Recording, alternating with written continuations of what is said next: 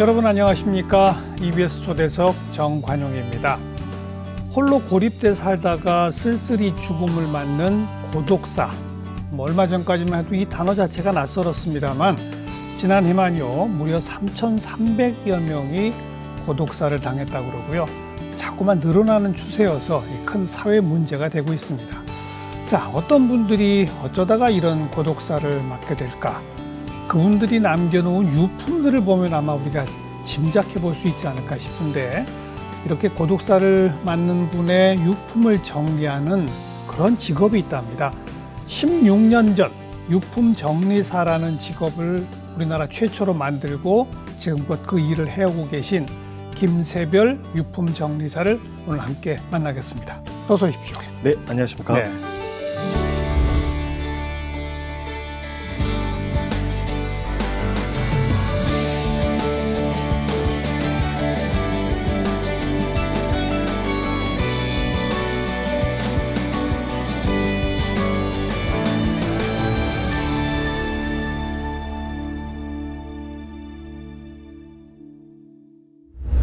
시작하면서 고독사, 네. 홀로 고립돼서 살다가 혼자 쓸쓸히 죽음을 맞는, 이렇게 표현했습니다. 맞죠? 네, 네 맞습니다. 그죠? 지금 보건복지부에서도 고독사라는 거를 혼자 사는 사람이 가족이나 주변 이웃들과 소통이 단절된 채 홀로 임종을 맞이하고 네. 일정 시간이 경과한 뒤 발견되는 죽음을 고독사라고 칭하고 있죠. 그렇죠. 네.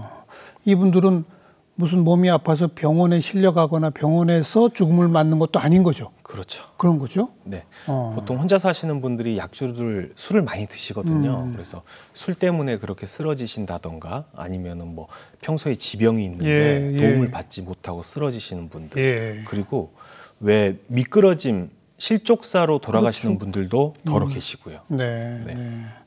그게 1년에 3,300여 명. 네, 3,378명. 21년도 통계가 그래요. 그렇습니다. 네. 이 자꾸 늘어납니까? 지금 점점 증가 추세고요.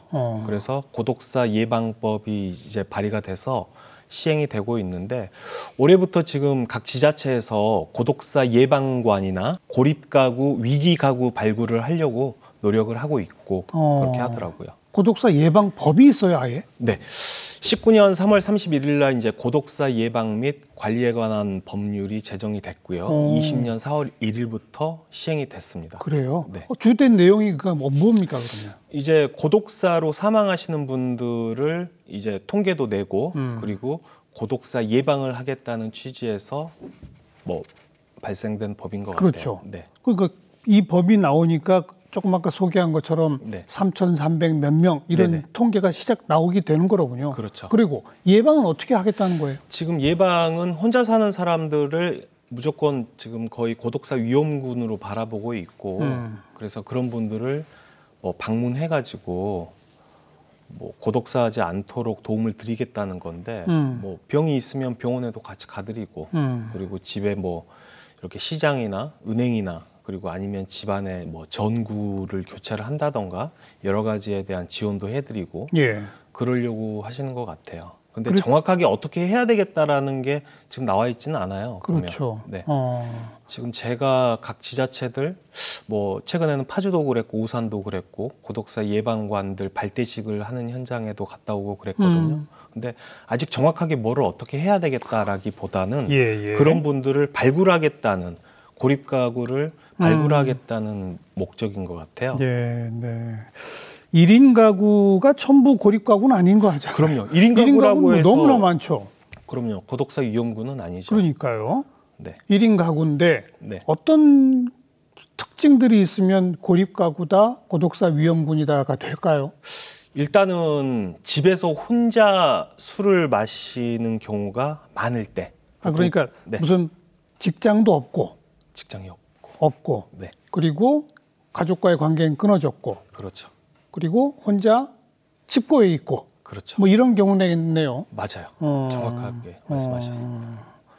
그러면 이제 지자체에서 인근 지역 주민들과의 뭐 소통이라든지 뭐 등등을 통해서 어디 그런 집들이 좀 있다. 그러면 이제 뭐 사회복지사나 이런 분들이 가서 좀 도움을 좀 줘야 된다 이런 거로군요. 쉽게 그렇죠. 말하면. 맞습니다. 네. 자꾸만 이게 늘어나고 있다. 네. 속도도 매우 빨라지고 있다. 빨라지고 있죠. 그래요. 네. 이제 그러다가 급기야 그냥 혼자 죽음을 맞이한 걸 고독사라고 하고 네. 그분들이 남긴 것들을 정리하는 게 유품정리사 맞습니까? 네, 맞습니다. 그거 처음 만드셨어요, 이 직업을 우리나라에서?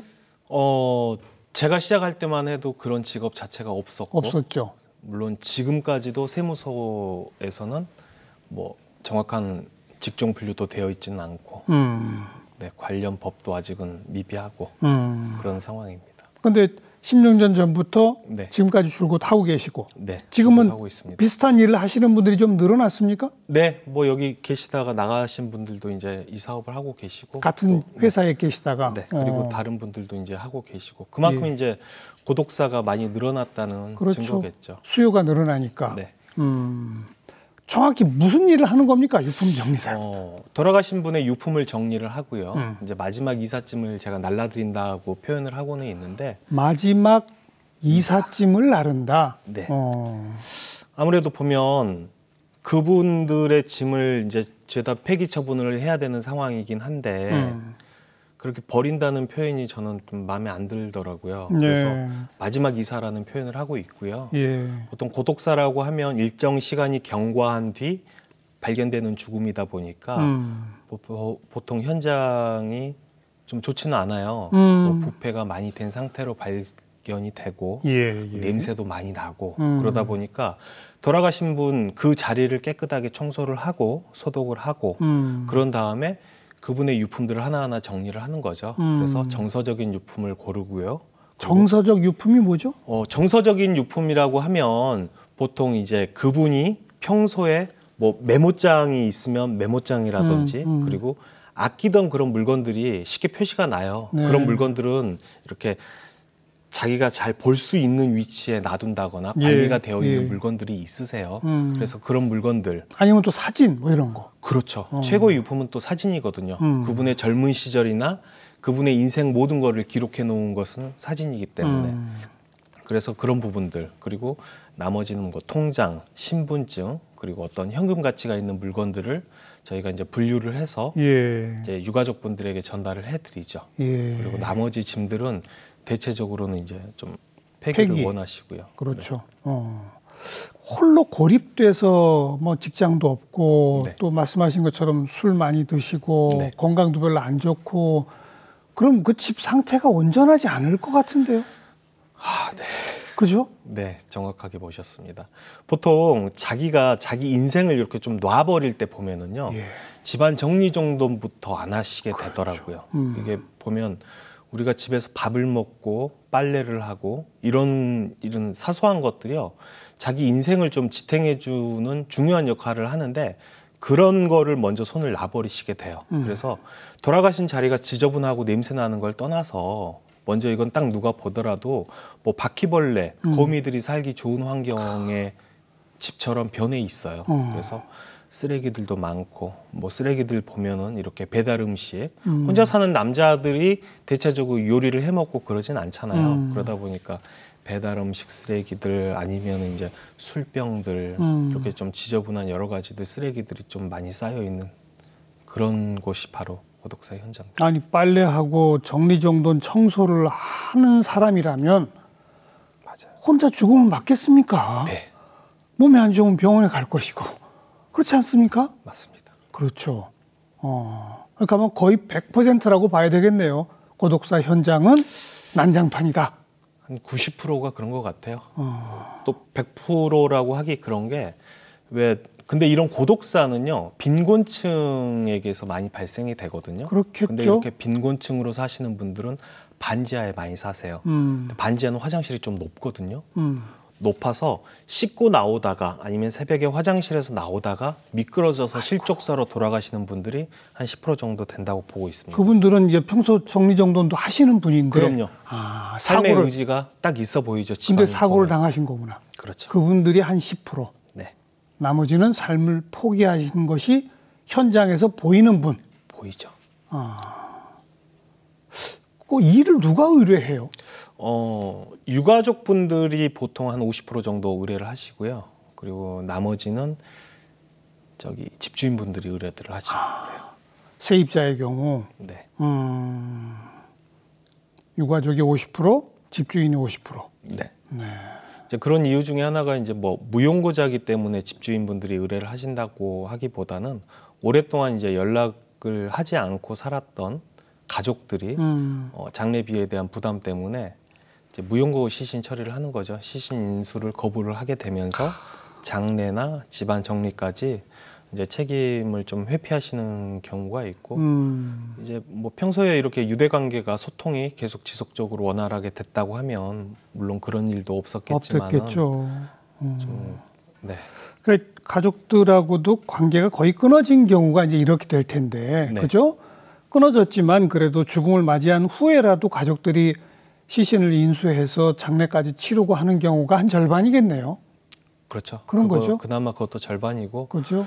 근데 가족들 입장에서도 부담이 안 될 수가 없는 게 일반적으로 장례를 치르는 것보다 이렇게 고독사로 돌아가시게 되면 장례 비용이 2배, 3배는 더 나와요. 왜죠? 그러다 보니까 왜 그렇죠? 우리가 입관을 하게 될 때도 특수 입관료를 받을 거란 말이에요. 시신 상태가 좋지 않고 늦게 발견이 되면 몸이 불어 있겠죠. 그럼 일반적인 관을 쓰는 것보다 좀 특관 큰 걸 써야 되고 그런 시신을 이송하는 이송 차량 같은 경우에도 현장에서 직접 그분들이 수습을 해서 이송 단원들이 다 이렇게 메고 내려와서 그걸 차에 싣고 오면 아무리 포장을 잘 해서 비닐 포장을 꼼꼼하게 해서 밀봉을 해서 차에 싣거든요. 그래도 냄새가 나요. 그리고 사망진단서를 끊는 것도 지금은 법의학자분들이 현장에서 사망진단서를 끊으시는데 그 금액도 이제 보통 50만 원, 60만 원 그 금액도 만만치가 않고 그러다 보니까 비용이 2배, 3배는 더 들어가요. 그래서 뭐 청소까지 하시는데 부담을 많이 느끼시죠. 유족을 아예 찾지 못한 경우도 있을 것이고, 그렇죠. 찾았는데 시신 인수를 포기하는 경우도 있을 것이고, 네. 그래도 부담을 지더라도 하는 경우가 또 일부 있을 것이고 이런 건데요. 맞습니다. 그러면 가족을 전혀 못 찾는다. 네. 시신 인수를 포기했다. 네. 이 경우는 누가 합니까? 이제 집주인분이 집 정리를 하셔야죠. 아니 그 집 정리가 아니라 그 시신에 대한 처리는 무용고 처리가 됩니다. 그건 지자체가 하나요? 네. 그건 이제 당연히 이제 무용고 처리가 되는 건 맞는데 가족이 있음에도 불구하고 무용고 처리가 되는 게 30%가 넘어가고 그런 있죠. 거죠. 네. 무용고 처리가 되면 그 비용부터 시작돼서 그건 지자체가 다 알아서 합니까? 맞습니다. 근데 마지막 청소 비용은 지원이 안 되고 있습니다. 그건 집주인이 해야 되는 거군요. 네. 아이고. 사유지기 때문에 집주인이 또 새로운 세입자를 받기 위해서는 그렇죠. 정리를 해야 되고 네. 또 그런 상황이 발생이 되면 왜 좀 그런 거 우리나라는 좀 그런 게 유독 심한 것 같아요. 죽음이라는 것과 냄새도 많이 나고 무섭다고 느끼고 그래서 원룸 건물이고 그러면 이사를 다 나가버리시는 경우들도 허다하다 보니까 이웃집들이 네. 뭐 예를 들어서 201호에서 그런 맞아요, 일이 발생이 됐다 그러면 202호, 203호는 이제 이사 갈 준비를 하고 있죠. 저희가 이 집에 유품 정리를 하고 있는 날 이사를 하고 계시는 분들이 상당수 많습니다. 아이고 그렇겠네요. 네. 그리고 그 소문이 나면 거기 이사 오려고 하는 분들은 없을 것이고 또. 네.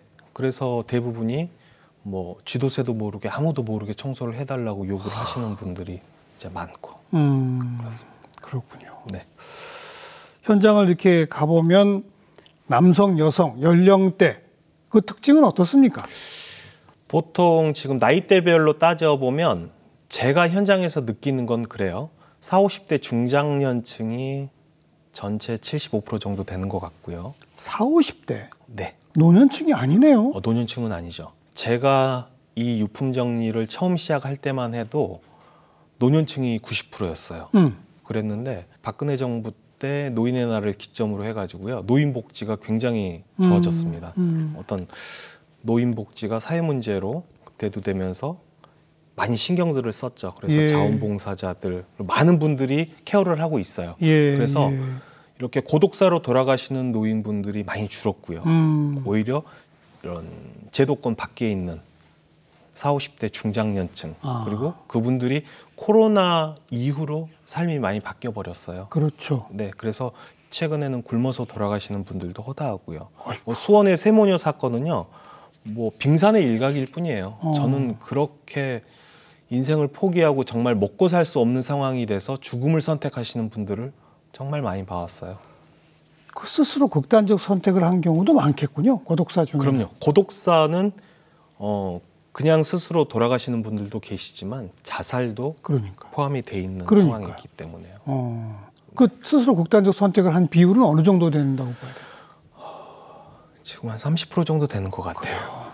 고독사 안에서도. 그리고 이제 청년의 죽음이 한 20% 정도 차지하고 있는 것 같고요. 40, 50대가 제일 많고 청년층도 요즘은 늘어나는 추세고 네. 과거에는 노인이었다면 이게 바뀌고 있다는 얘기네요. 네, 맞습니다. 남녀의 비율은 어떻습니까? 남녀의 비율은 남성이 여성보다 4배는 더 많은 것 같아요. 네. 지금 보면 이혼 후에 혼자 사시는 분들도 많고 그리고 보면 여자분들보다 남자분들이 좀 인생을 이렇게 놔버리시면서 술을 많이 드시고 이런 삶을 사시는 분들이 많아요. 네. 여자분들하고는 다르게. 네. 근데 여자분들은 이렇게 뭐 술을 많이 드셔서 돌아가셨다거나 이런 경우들은 흔하지가 않아요. 보면. 그래도 어떻게 해서든지 살아보려고 노력하는 그런 현장의 모습들이 좀 보이거든요. 그런 것들이. 남성들이 더 약하군요. 그런 면에서. 굉장히 약한 것 같아요. 네. 자, 40, 50대와 젊은 층의 어떤 딱 구별되는 특징들이 있습니까? 특징들이 있죠. 아무래도 젊은 층의 고독사 현장에 가보면 이제 사회 초년생이라는 거를 느낄 수 있는 것들이 많아요. 뭐 최근에 대학교를 졸업을 했다든지 군 전역을 한 지 얼마 안 됐다든지 예. 그런 부분들이 보이고 그리고 집안에는 뭐 이런 이력서 종류로 해서 많이 뽑아놓고 회사 뭐 이런 데이터도 뽑아놓고 그러는데 그런 경우는 뭔가 삶의 의지가 있는 거잖아요.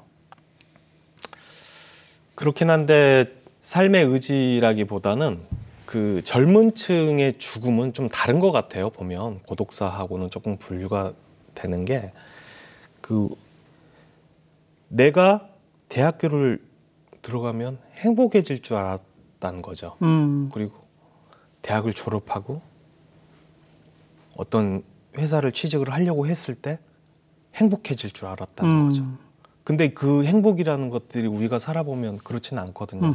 그리고 내가 지금까지 원하는 길이 있어서 그쪽으로 공부를 했는데 그게 안 되는 거고 그러면은 지금까지 뒷바라지 해준 부모님도 있을 거고 주변에서 거는 기대들도 있고 그런 기대에 못 미치면 또 좌절, 네. 수치스러움. 그러면 청년층의 고독사는 스스로 극단적 선택한 비율이 훨씬 높을 것 같네요. 대부분이죠. 그렇죠? 네. 대부분이 그렇습니다. 중장년층은 건강이 이미 망가져서 네. 그런 경우들이 많겠지만 네. 청년층의 경우는 스스로 극단적 선택을 하는 경우. 네. 그래도 이제 그렇다면 그 청년층의 그런 현장은 그렇게 난장판은 아니겠네요. 그래도. 대체적으로 그렇죠. 그렇죠? 그리고 청년들은 좀 빨리 발견이 되는 편이에요. 일반적인 고독사에 비해서. 예. 청년들의 죽음은 본인들이 스스로 그런 결정을 내릴 때 지인들에게 메시지를 보내는 편이거든요. 암시도 하고 그런다면서요? 네. 그래서 하루 이틀 만에 빨리 발견이 되고 그냥 그 청년의 죽음 중에서도 한 10% 20%만 늦게 발견이 되는 경우예요. 그게 보면은 이제 평소에도 그렇게 우울증이나 힘듦으로 뭐 죽음의 암시를 자주 했던 친구들이 이 자식 또 술을 한 잔 먹고 또 속상했나 보다 하고 좀 늦게 발견이 되는 경우들이 그런 경우들이죠. 그렇군요. 네.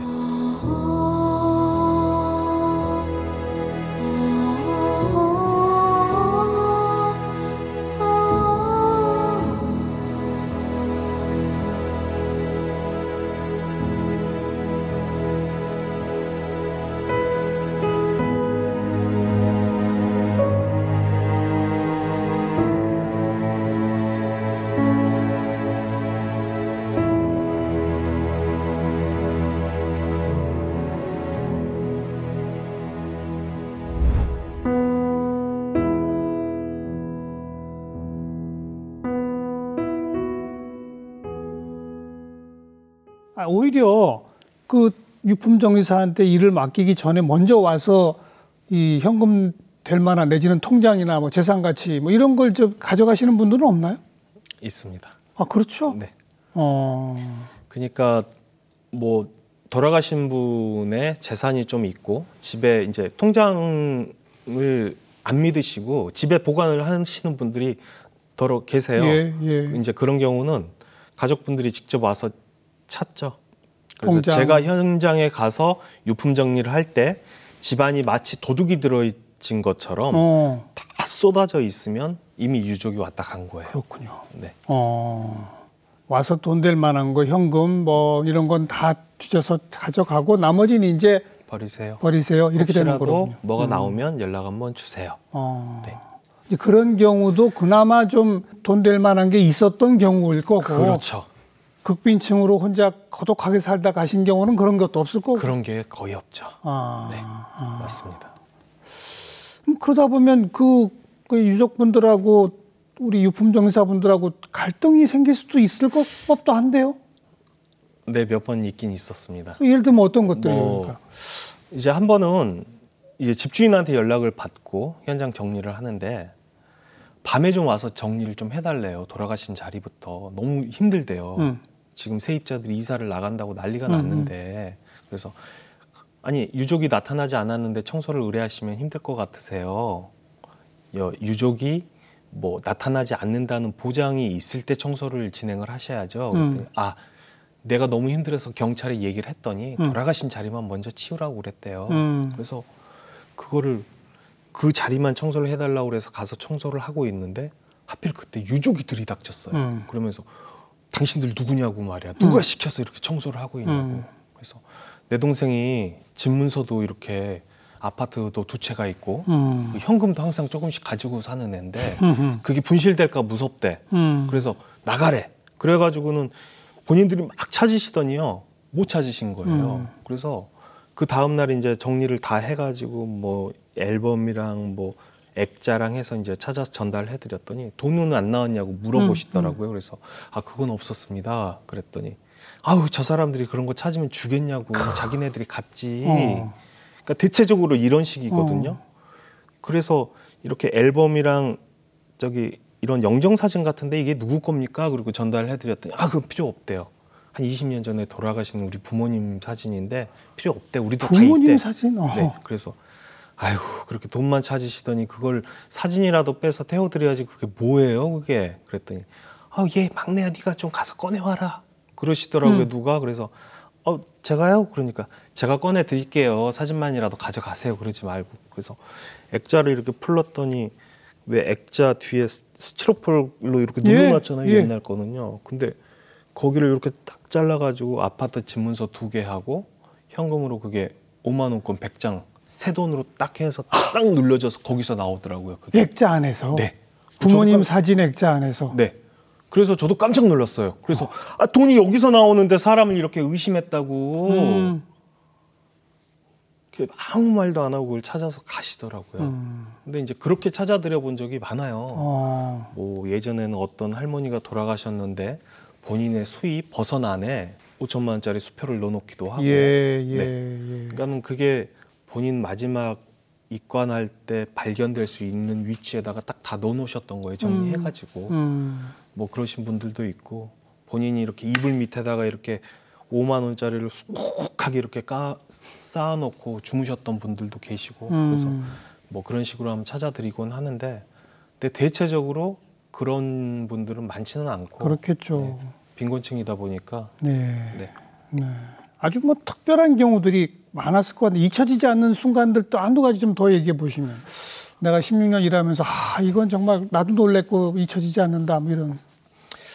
저는 이제 특히 자기 아이를 좀 먼저 보내고 본인도 이렇게 자살한 현장에 대한 게 좀 기억에 많이 남거든요. 저도 아이를 키우는 입장에서 이렇게 어떤 두 젊은 부부지간의 문제 때문에 아이를 키우기가 힘든 상황에 오니까 아이를 먼저 보내고 본인들도 자살한 그런 사건들 그리고 때로는 지금 최근에는 집에 먹을 거가 없어가지고 아사로 돌아가시는 분들이 많거든요. 아직도 굶어 죽는 분이 그렇게 많아요. 네, 진짜 굶어 죽는다고 하면 다들 거짓말인 줄 아시는데요.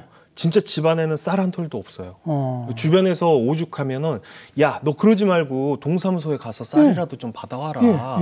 공공근로라도 갈 수 있는지 좀 알아봐라.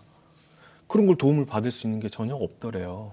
그래서 야, 너 밥은 먹어? 그래서 이렇게 좀 옆집에서 챙겨주시기도 하고 그랬었는데 어느 날부터는 아니 괜찮다고 있다고 어서 얻어왔다고.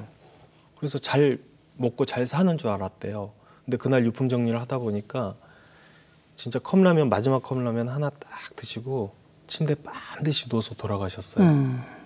정말로 집에 먹을 게 하나도 없어요. 진짜로. 그래서 그런 분들 최근에는 가장 기억에 좀 남고 그리고 뭐 수원 세모녀 사건처럼요. 그런 경우가 한 번 있었어요.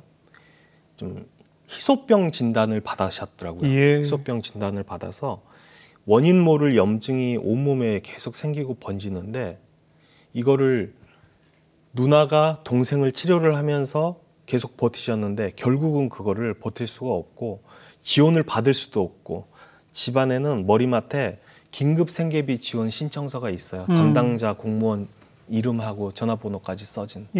그걸 놓고 번개탄을 태우고 돌아가셨더라고요. 그래서 그 집이 반지하도 아니고 지하였어요.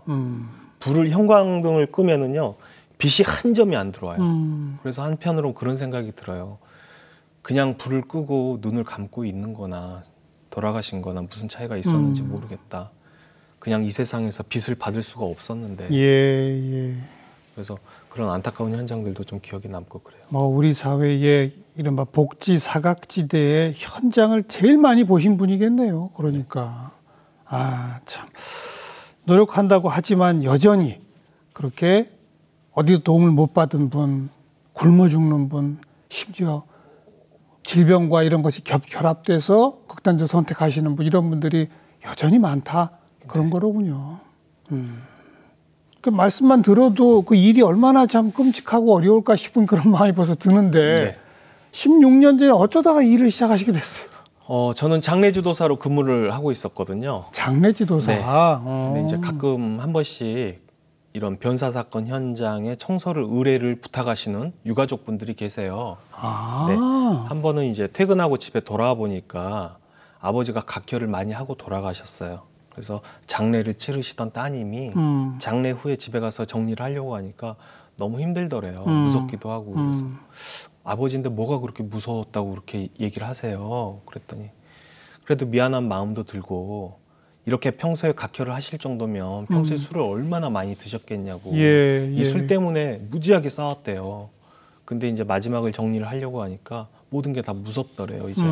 그래서 좀 아무래도 시신에 대한 경험이 있는 장례지도사 분들이 좀 도움을 주면 어떻겠냐. 그래서 이제 도움을 드리게 된 거예요. 근데 그 당시만 해도 이제 장례식장이 아니고 영안실이라고 부르고 장례지도사가 아니고 염사라고 부르던 그런 시절이었는데 그 시절에는 그런 일을 하는 사람들조차도 굉장히 이렇게 하대를 하고 업신여기던 시절이었는데 그런 사람들이 가서 현장에 청소를 하고 정리를 하니까 주변 분들이 더 좀 마음이 안 좋은 거예요. 아우 귀신 나올까 봐 무섭다고. 그런 짐들 여기다 버리지 말라고.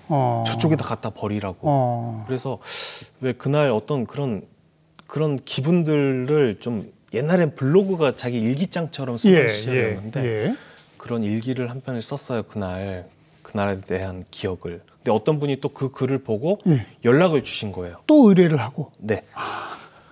우리 어머니 아버지가 같이 돌아가셨다는 거예요. 거동이 불편한 어머니를 아버지께서 모시고 사셨는데 간병이 지친 아버지가 먼저 돌아가시고 어머니가 그거를 보면서 굶어서 돌아가셨대요. 그래서 정말 너무 오랜만에 집에 왔는데 너무 처참하더래요. 그래서 사람들을 불러서 정리도 하고 청소를 하려고 하니까 아니 사람 죽은 집을 우리한테 의뢰를 했냐고 말이야. 아침에 와서 다들 욕만 하고 돌아가고 이런 일을 할 수 있는 업체를 찾았는데 없더래요. 세상에. 일주일이 걸렸대 이 글을 보는데. 아이고. 그래서 좀 도와달라고. 나도 좀 도와주세요. 그래서 누군가 좀 해야 되겠구나. 그래서 이제 시작을 하게 된 거예요. 그게. 그 일이. 그렇군요. 네. 그 전에는 그러면 그런 일을 누가 했대요? 이게 장례식장에서 이제 도움을 드리기도 하고 그리고 가족분들이 직접 하시는 경우들이 많았어요. 대체적으로 어쩔 수 없이. 예. 네. 아무도 안 맡으려고 하니까. 네. 근데 그 일을 하신 분들은 대체적으로 그래요. 보면 그러니까 저희가 그 장례식장들이 그 당시만 해도 24시간 근무하고 24시간을 쉬었는데 일이 바쁠 때는 그 다음 날도 못 쉬고 일을 하는 경우들이 있거든요. 예. 그러면 도움을 못 드려요. 예. 그러면 가족분들이 나중에 와서 우리가 직접 정리를 했다면서 얘기를 하시는데 그게 트라우마가 남는데요. 그 냄새 때문에. 그렇겠죠. 너무 오랫동안. 그래서 그런 얘기들을 듣고 이건 누군가 대신 해야 되는 일이지 네. 직접 하시기에는 힘들겠다. 근데 그 진짜 그 냄새니 뭐니 뭐 이런 거 본인도 굉장히 싫지 않았어요? 글쎄 뭐 저는 그게 혐오스럽다는 생각은 해본 적은 없어요. 하긴 뭐 장례 지도사로 일단 또 일을 하셨던 경력이 있으니까. 네. 장례 지도사 시절 때도 보면은요.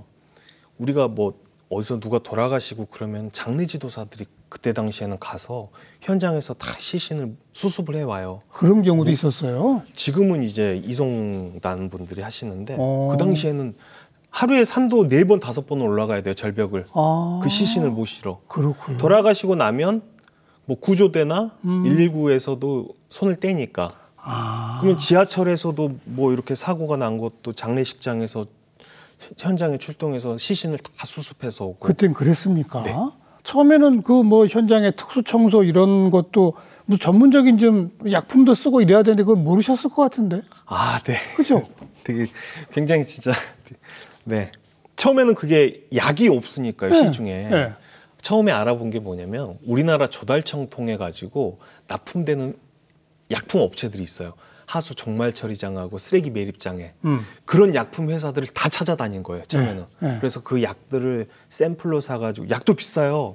이 18.9리터 한 통에 50만 원, 100만 원에 팔아요. 그 사람들이요. 뭐 피톤치드니 뭐니 다 사다가 테스트를 해보고 안 해본 게 없어요. 정말로. 그러다가 시중에 나와 있는 약 중에는 이 약이 제일 그나마 맞는구나. 찾아내셨구나. 네. 그래서 이제 그 약을 쓰고 있고 납품을 받아서 쓰고 있고 그런 상황이에요. 네. 점점 이제 노하우는 좀 늘어나실 거고.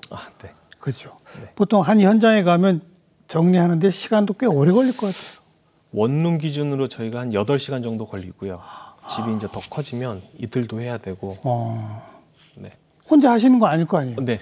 직원분들하고 네. 같이. 총 3명이서 같이 하고 있습니다. 3인 1조로 하는데도 네. 8시간 방 하나 치우는데. 네. 그게 뭐 상상이 안 가실 수는 있어요. 예. 보통 한 일주일 만에 발견이 됐다 그러면 시신이 다 이게 흘러내려가지고 뭐 장판 밑에까지 흘러 들어가니까 그걸 다 세척하고 벌레들도 수만 마리씩 다 딱 잡아내야 되고 네. 그러다 보면 시간이 그렇게 많이 걸리더라고요. 네. 가족들은 좀 싫어하거나 그러지 않습니까? 아니요, 싫어하지는 않고 좋은 일을 한다고 생각을 해줘요. 오히려 주변에서 처음에 처음에 사람들이 뭐라고 그랬냐면 그런 송장밥을 먹지 말라고들 얘기하고 빌어먹더라도 그런 일은 하지 말라고 얘기들을 했었는데 오히려 가족들이 응원해주고 내가 오늘 현장에서 이런 일을 하고 왔는데 주변 사람들이 이래가지고 야, 나 참 속상하더라. 뭐 이런 얘기를 하면 다 들어주고 이게 부부지간에 보면은요. 이 상대가 내 얘기를 그랬어? 속상했겠네. 이런 식으로 얘기를 들어준다는 게 정말 큰 행복이더라고요. 네. 그래서 전 결혼도 잘한 것 같고. 네. 정말 깨름직하고 그런 일이지만 네. 반드시 누군가는 해야 할 일이고 그건 사회에 정말 도움이 되고 필요한 일인 거죠. 감사합니다. 그렇지 않습니까? 네. 네. 그 가족들이 이렇게 이해하셔서 그런지 제가 자료를 보니까 부인과 함께 책도 내셨더라고요. 네. 어쩌다가 그 책까지 내시게 됐어요? 그때는 왜 일을 막 하고 그럴 때는 한 현장마다 좀 이분들을 좀 기억하고 싶다는 생각이 많이 들었어요. 정말 이름 없이 죽어간 그런 분들이었거든요. 정말 이 사회에서 부각받지도 못하고 그냥 평범한 인생으로 이 사람이 살았는지조차 이 집에 이 사람이 살았어라고 얘기하시는 분들 속에서 그런 분들을 좀 기억해주고 싶었어요. 그래서 그런 분들의 일을 하고 그러면 이렇게 블로그에 일기장처럼 기록을 했었는데 예. 어느 날 이제 출판사에서 보고 연락이 온 거예요. 묶어서 책으로 내자. 그래서 돌아가신 분들의 사연을 팔아가지고 책을 내고 싶지는 않다고 얘기를 했었는데 오히려 집사람이 이제 응원을 해주더라고요. 사람들한테 고독사에 대한 위험성도 알리고 그렇죠. 우리 이런 소시민이 또 사람이었다. 예. 한 인격이었다는 걸 좀 알려주자. 예. 그래서 원래 작가가 꿈이었던 저희 집사람하고 책을 쓰게 된 거예요. 집사람은 이제 온몸이 화상 환자거든요.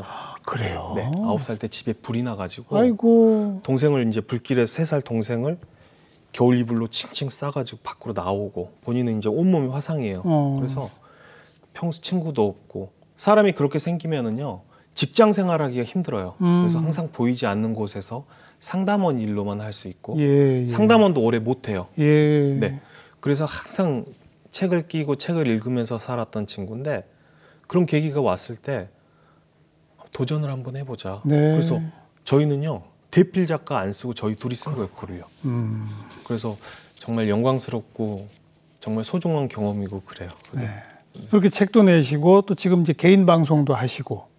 네. 그런 내가 정말 이 사회에 가장 비참한 곳에서 뭐 보통 사람이지만 어렵게 고독사 하신 분들의 이야기들을 대중들에게 알리시는 이유는 뭘까요? 저는 사실 오래전서부터 고독사에 대한 심각성을 많이 알리려고 노력을 굉장히 많이 했어요. 제가 10년 전에 사회적 기업을 할 때도 그냥 전문위원분들을 하고 상담을 하고 그럴 때 얘기를 했어요. 고독사가 이렇게 심각하고 사회적 문제로 대두될 것 같다. 네. 내가 일을 하고 있는 게 이렇고 이렇다. 그랬더니 그분들이 웃으면서 그러시더라고요. 우리나라에 고독사가 어디 있어요? 뭘 안다고 그렇게 얘기를 해요? 예. 그렇게 얘기하시던 분들한테 알려주고 다른 사람들한테 계속 얘기를 하고 싶었어요. 그러면서 그런 것도 알리게 됐고 그리고 채널을 하게 된 이유도요. 굉장히 간단해요. 사실은 유품정리사라는 게 뭐는지 충격적이다. 그래서 영상을 한 편 제작을 해서 올린 게 계기가 됐는데 저는 몰랐어요. 유튜브를요. 이분들이 죽음을 목전에 두고 죽는 방법, 예. 고통 없이 죽는 방법들을 검색한다는 거를요. 그렇죠. 근데 그분들이 그거를 검색을 하다가 알고리즘을 타고 제 영상을 보고 살아야 되겠다는 생각을 했다는 거예요. 생각을 바꾸는. 네. 예, 내가 죽고 나면 이렇게 되는구나. 알겠어요. 그래서 이제 그분들을 위해서 방송을 하게 된 거예요. 그게. 죽고 나면 이렇게 된다. 그러면은 뭐 영상 한 편당 한 사람을 살리면 10명을 살리겠구나. 그렇죠. 그런 의미로 이제 시작을 하게 된 그런 거고. 개인 방송의 수익금을 가지고 또 지금 뭐 유족분들 도움도 주시고 한다고 들었습니다. 네. 어떤 도움을 주시는 건가요? 그 도움은 이제 40, 50대 고독사가 비중이 많다고 말씀드렸잖아요. 근데 그분의 자제분들이 이제 20대 초반이에요. 계시다면. 그러면은 그분들이 장례를 치르고 마지막 이사까지 하시려면 힘들거든요. 비용이 부담되죠. 그 비용으로 그분들을 이제 도움을 드리는 거예요. 정말 돈이 없어가지고 내가 도의적인 책임을 다하고 싶은데 그런 걸 못 하시는 분들을 위해서 좋은 데 쓰자라는 생각으로 시작을 하게 된 거예요. 네. 많은 죽음의 현장을 벌써 뭐 오랫동안 보셨는데 죽음이란 뭡니까? 죽음이라는 거는 내가 삶을 얼마만큼 잘 정리하고 잘 살았는가를 절실하게 보여주는 이별인 것 같아요. 저는 사람들이 가끔 물어보더라고요. 너가 현장에서 그렇게 일을 하고 그러는데 유품정리사가 볼 때 삶은 뭐고 죽음은 뭐냐. 그래서 저는 되게 간단하거든요. 저는 유품정리를 하면서 제 인생이 바뀌었다고 생각을 해요. 나도 술을 많이 마시고 이렇게 친구들과 흥청망청 이런 생각들도 하고 그랬지만 이렇게 살면 이렇게 될 수가 있겠구나라는 걸 느끼면서 저는 인생을 좀 바꿨거든요. 그래서 가족들하고 그 사람의 궁극적인 목표가 사랑하는 사람들과 행복하게 사는 게 목표인 것 같아요. 그렇죠. 저는 그 꿈을 이루기 위해서 노력을 하고 있어요. 내가 어렸을 때 우리 부모님과의 추억이 없는 거를 지금 아이들에게는 많이 줘야 되겠다는 생각. 그리고 이 아이들을 위해서 아낌없이 그리고 이렇게 사랑을 받고 자란 아이가 나중에 사회생활도 잘하지 않겠나. 예. 그런 생각으로 저는 삶을 살고 있고 그런 행복했던 모든 기억들을 가지고 가는 게 죽음 아닌가. 그냥 개인적으로는 그런 생각이 좀. 그렇죠. 죽음을 목도하고 죽음을 생각하고 죽음을 경험하다 보면 삶이 정리가 되는 거죠. 그런 것 같습니다. 그런 고독사가 자꾸 늘어나고 있는데 뭐 개개인이 삶의 의지를 좀 더 가질 수 있도록 뭐 그런 것도 필요하겠습니다만 네. 뭐 이웃에서라도 주변에서라도 뭐 말 한마디라도 이렇게 자꾸 더 건네는 게 그래도 좀 이런 걸 줄일 수 있는 노력이겠죠? 어떻게 생각하십니까? 뭐 현실적으로는 그게 맞긴 한데 참 어려운 일이긴 합니다만. 네, 굉장히 어려운 일이거든요. 혼자 계시는 분들이 대부분 이렇게 성격들이 색깔이 좀 강한 편이세요. 접촉도 안 하려고 네, 그러고. 주변에서 얘기를 하고 말을 좀 걸어도 회피하고 사납게 반응을 하다 보니까 주변에서도 이제 뭐 내 식구 아닌데 뭘 안 보이면 뭐 속 편하지 뭐 이런 식으로들 할 수밖에 없는데 오히려 당사자들 고독사 위험군들이 사회에 나오고 다른 생각을 가질 수 있도록 어떻게 유도할 수 있을까요? 항상 얘기를 해야죠. 보면은 뭐 담배나 술병에만 그렇게 써 있는 게 아니고 혼자 계시는 분들의 특징이요. 외로우니까 TV를 24시간 틀어놓고 살거든요. 예. 그러면 그런 공익 광고들을 통해서 당신도 고독사 위험군입니다. 고독사 위험군 치료를 위해서 그리고 당신들을 도울 준비가 정부는 돼 있습니다. 이곳에 신청을 하세요. 그리고 직장이 없는 40, 50대 직장인들을 위해서 뭐 공공근로 사업을 진행 중입니다. 뭐 이런 식으로 적극적으로 홍보를 해서 사회로 나올 수 있게 해야죠. 마지막 그 말씀을 듣고 아 그렇구나. 공익 광고에 왜 직접적으로 그 말을 못하나. 당신도 고독사 위험군일 수 있습니다. 그 말 왜 못하나. 그러네요. 그러니까 고독사 체크 자가 리스트 뭐 이런 것도 만들어서 그렇죠. 배포를 좀 하고요. 그래서 정말 고독사가 이렇게 위험하다는 거를 그리고 사실은 고독사가 위험하기 전에 그만큼 외로운 사람들이 그렇죠. 꿈과 희망이 없는 사람들이 많다는 얘기니까 그런 거에 대해서 노력을 할 필요가 있을 것 같아요. 이럴수록 이런 숫자가 늘어날수록 사회 문제화하고 공론화해야 되는 거죠. 네. 자꾸 쉬쉬하는 것이 아니라 공론화해서 대놓고 말하고 서로 우리 위기에서 같이 손잡고 벗어납시다. 뭐 이렇게까지. 그렇죠. 네. 지금 보건복지부에서도 좀 여러 방면으로 노력을 하고 있으니까 조만간 좋은 소식도 들릴 것 같고 그렇습니다. 누구보다 먼저 이 일을 시작하셨고 이제는 이걸 아주 사회 문제화하는 데까지 앞장서고 계셔서 뭐 참 감사의 말씀 전하겠습니다. 고맙습니다. 감사합니다. 오늘 좋은 말씀 잘 들었습니다. 고맙습니다. 네, 감사합니다.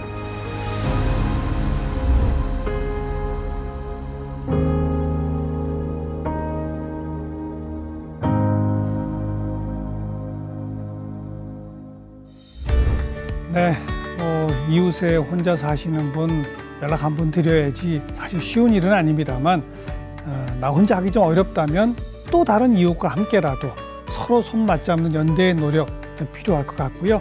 그보다 먼저 정부와 정치권에서 사회 문제화, 공론화시키는 노력도 꼭 서둘러야 할 것 같습니다. 다음 시간 또 뵙겠습니다. 안녕히 계십시오.